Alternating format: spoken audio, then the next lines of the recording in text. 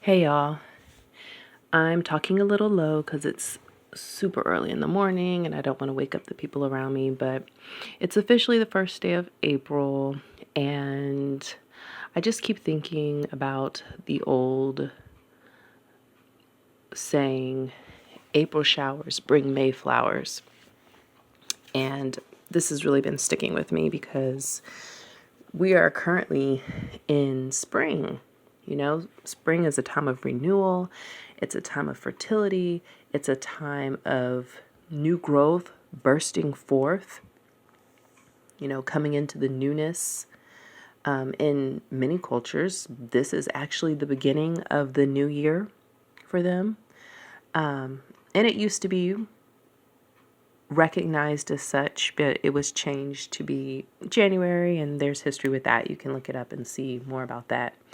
I won't go into it right now, but we're in the middle of spring, and maybe not the middle, but we're in it.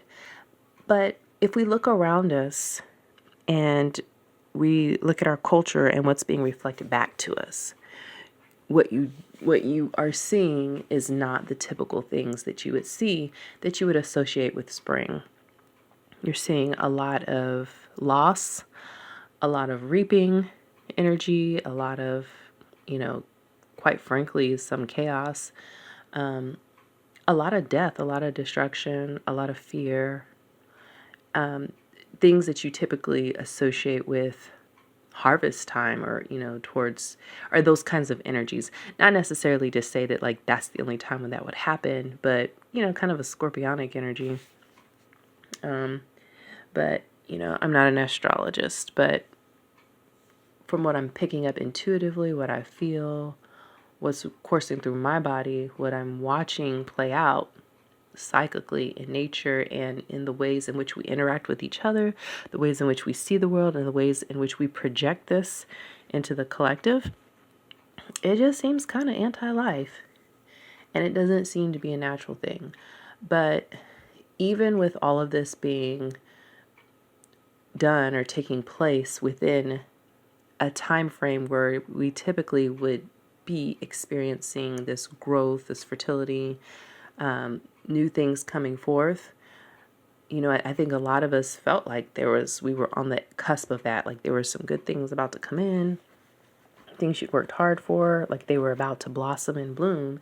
And then it was like, boom, like a sickle energy of like cutting, slicing, chopping down and starting from scratch.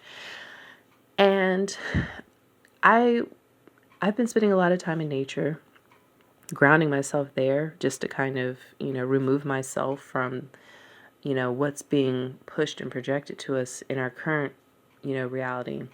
And all is in nature. If you get a chance to get out, I know that a lot of people are afraid to do so. We're being told to stay in place, and that's certainly important, to take the proper precautions and all of that when you go out in crowds. But if you should get a chance to, responsibly social distance and go out into nature, you will find that the birds are singing, the trees are growing, flowers are blooming.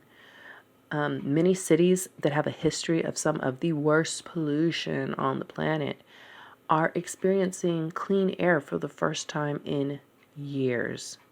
And they have like the cleanest levels of air. I know that Los Angeles is one of those cities. It's typically full of smog.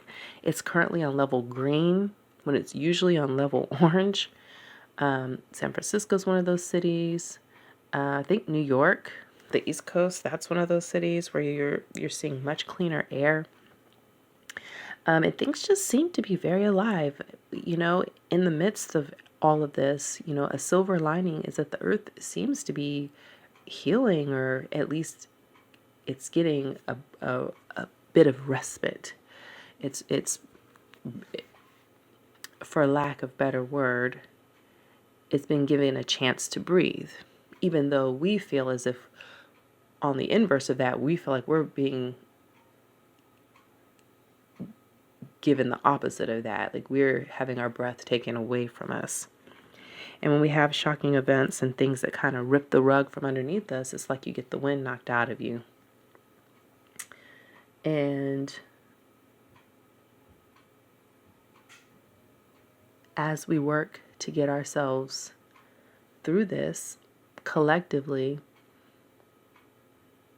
if we're able to remove ourselves from fear thinking, panic thinking, and allow ourselves to get through this with dignity, with hope, with a sense of compassion, empathy for others,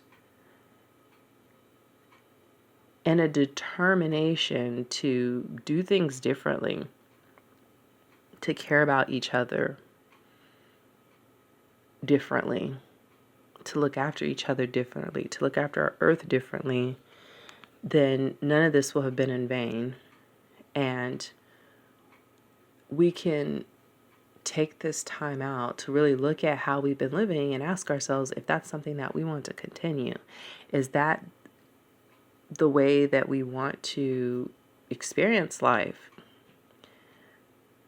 And then ask ourselves, like, what's within our power and what's within our ability to change and make those adjustments.